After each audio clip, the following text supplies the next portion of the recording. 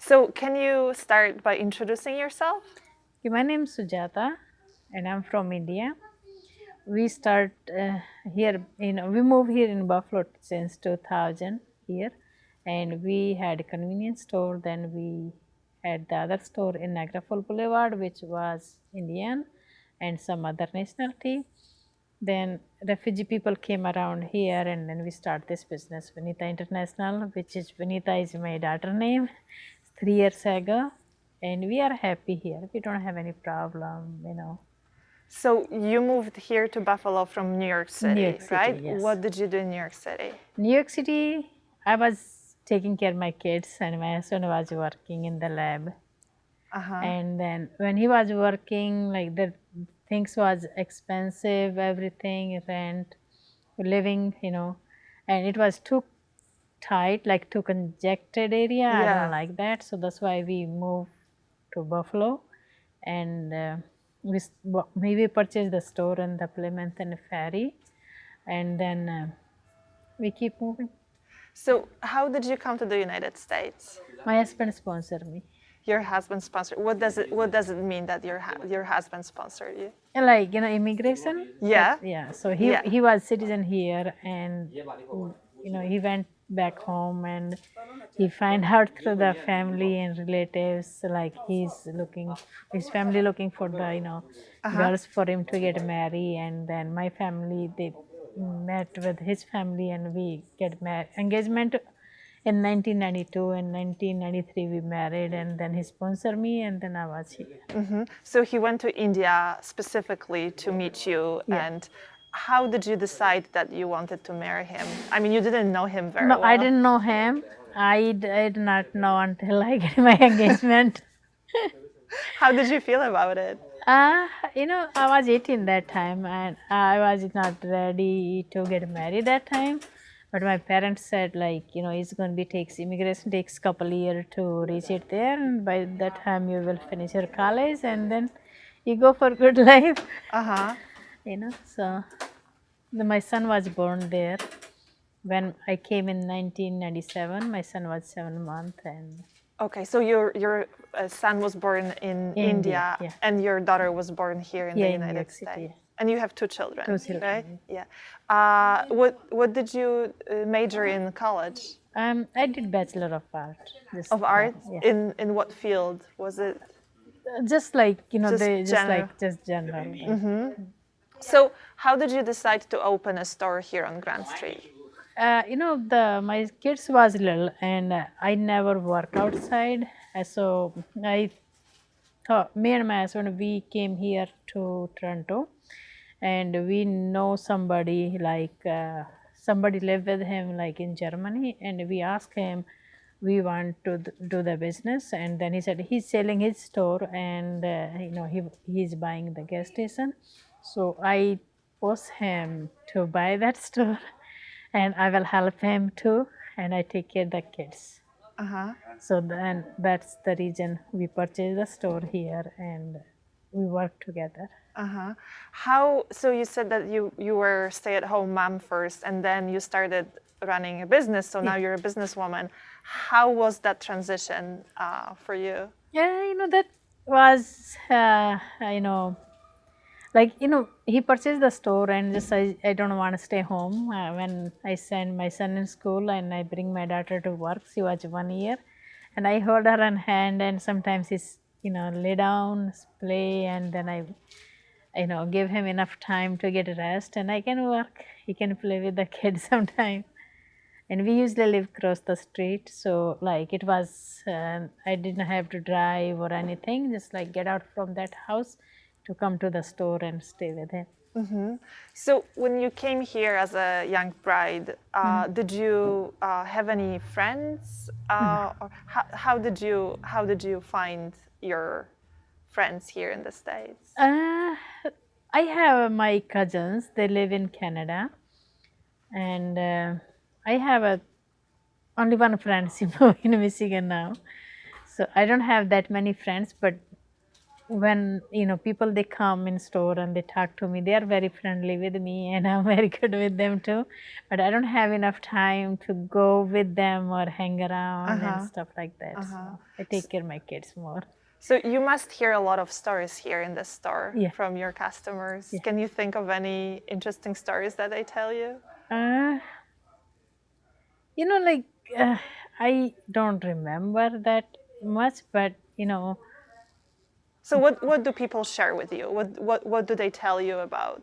no, the one lady, she just left. She, when I opened the first day the store, and she came and she bring his EBT card, and she said, okay, she want to purchase something, and I told her, I don't have the EBT machine here yet. She said, oh, I don't have any money and I don't bring money, and I live across the street right there. I just like think and laugh. I said, you are my first customer and you're not paying me. I said, go ahead, take it. This is food, is nothing. Then after a couple of days, she came back and she bring me the money and she pay me. So she always like tell me like, I never forget that day. You just open and you gave me the, you don't know me, and you just give me the stuff, which is I don't know how you trust me. Stuff like that. So you're from India, Yeah. and you first opened an Indian market, but this is international store. So who are your customers?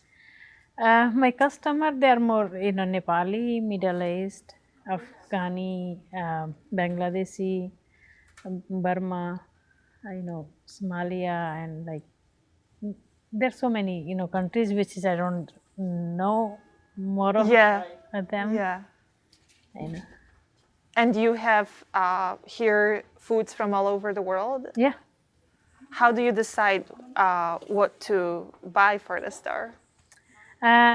Starting I had my own Indian wholesalers, Yeah. and then I will ask customer what you need. Just bring me the sample, and they bring me sample. I look the company name and call them up, and I tell them I need the stuff, this and that. So So you It's that. basically buy whatever your customers request. yeah, That's very interesting. and I will figure out like what they are buying more and Yeah. what they need more, and so I don't want finish before I finish. I order more for them, so I don't want to do that.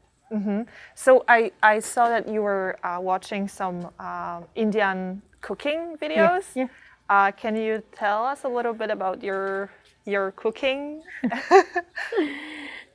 Yeah, this is some stuff like I'm from north, and India have south, and like there's so many states and they have a different food cooking. So I see like people they're buying something, and I just want to see how they cook this item, and I learn, and then I try to cook in home. Do you ever ask your customers what they cook, or to give you I some ask, yeah, recipes? I do ask them, and they ask me too. Some, so which is I know I give it to I tell them, and I like the way how I cook. I tell them like that way. Or if they how they cook, they tell me their way. If I don't like, sometime I don't figure out. I look in computer. What I have to cook, and how I have to do it. So, do you cook any non-Indian recipes that you hear from your customers? No, because my kids don't eat, and only me and my husband we eat more the homemade. So, my kids they eat more like noodles, pasta. They buy the more vegetarian like things like the sweat chunk, the frozen one. They warm up. They like pizza more subs and stuff like that. So I just cook for him and me. So, can you tell us a little bit about your kids? So, your daughter was born here, and your son, you moved here when he was very little. So, they grew up in the United States. Yeah. What language do you speak with them? I speak with them my own language, Hindi, Haryanvi a little bit. And but they understand what I'm saying to them. It is hard for them to speak out. Yeah. They know what I'm saying, and they tell me sometime a little bit in my language, but not much. But they are, good kids. My daughter in Narden and my son in, Binghamton right now. Uh-huh. He's doing his computer engineering, and she is in 11th grade now. So I'm proud of them because my work hard pays for them. Uh-huh. So, do you feel that your children are more American or more Indian? Like I never stop them to be an Americanized, Yes. but we have some boundary. Like you eat whatever you want to eat, you enjoy whatever you want to do it, but I don't want to hang and like let you go with the kids on the streets. Yeah. I don't want to let you go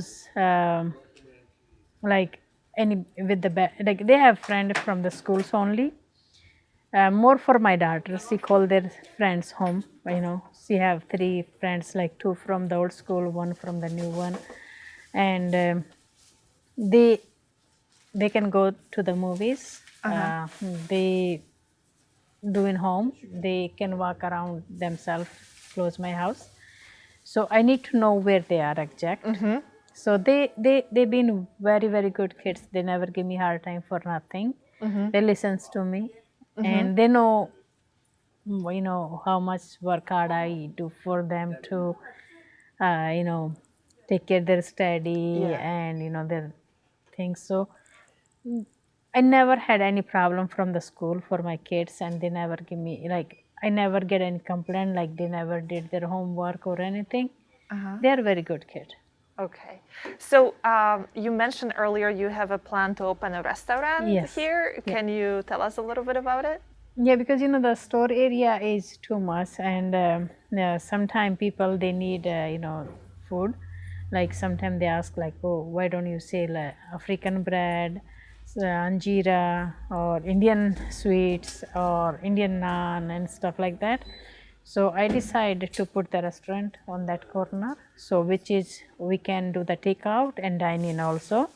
So takeout, we can make samosas, sweets, the like I try as like sometimes people they work now, everybody's working. So Yes. they are tired, they don't want to cook, and they know where they can get the fresh food.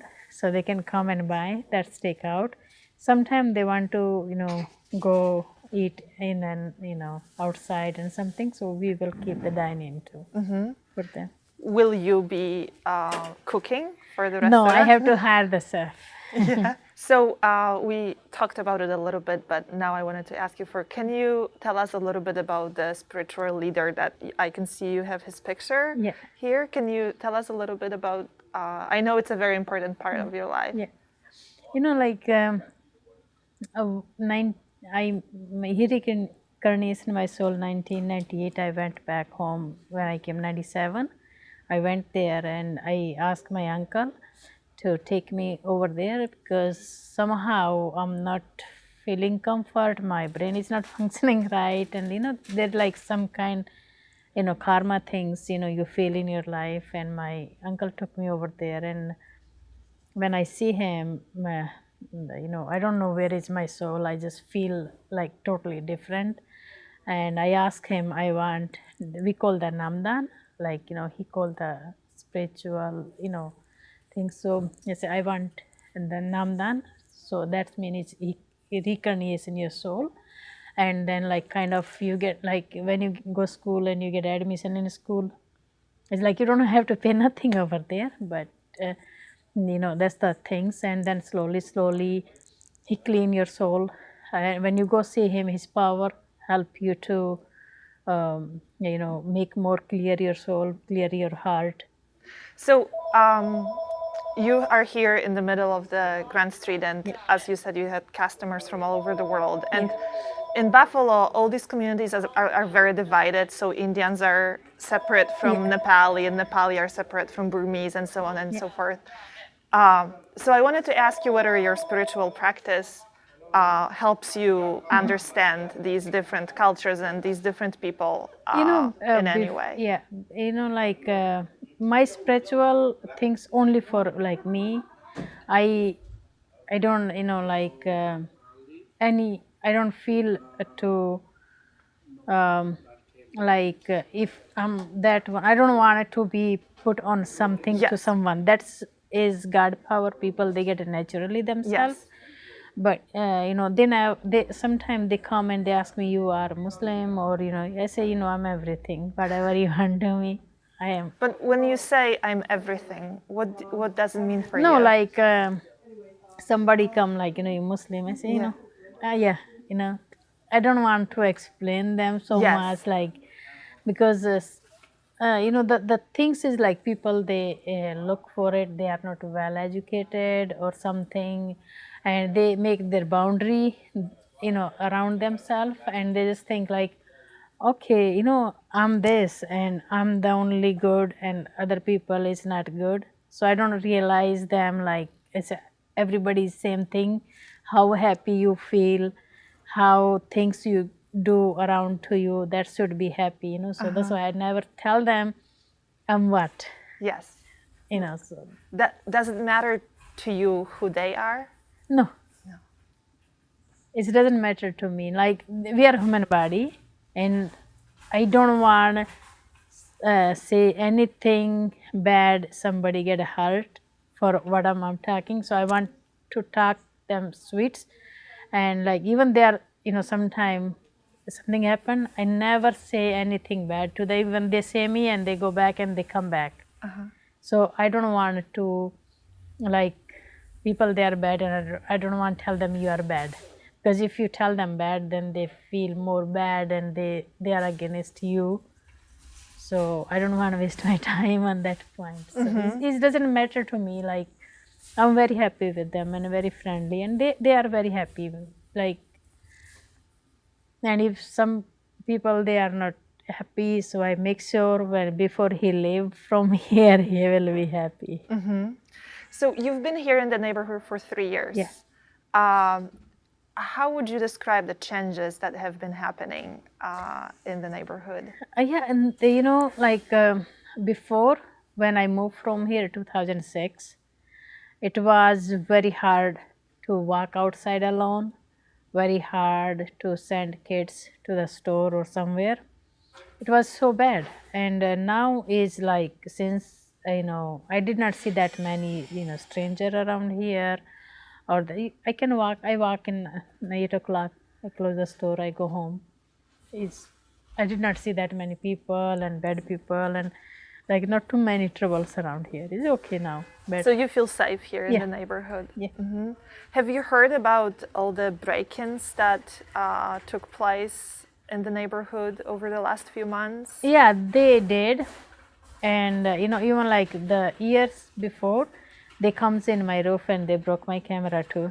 Oh, okay. So they throw in my backyard, and that's the things like people they pretty scared, like they're Asian people or some Burmese peoples, and the someone like people they come here and they talk like there's some our community people mix with them other people. They don't kids they don't go school, they don't like school, so they hang around and they know this house Asian people live, Burmese people live, or Nepali people live. They ring the bell, and then if it's nobody, they come in house and they break in. So they need a little bit safety, and they really need them kids out. You know. Do you think that maybe more police in the neighborhood would help with that? Yep, they're all teenager, so I don't know what to say. Police if they police watch them for 5 kids, and they can stop them and look where you coming from, where you going, and yeah, that's true too. If they are too many in groups, they should watch them. What do you think about the influx of refugees into the neighborhood?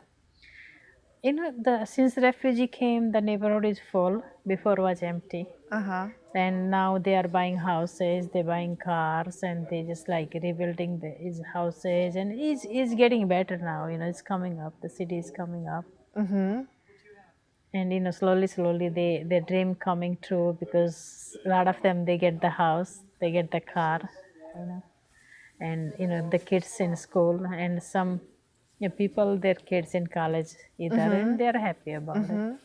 What do you think is the greatest challenge that they face when they come here?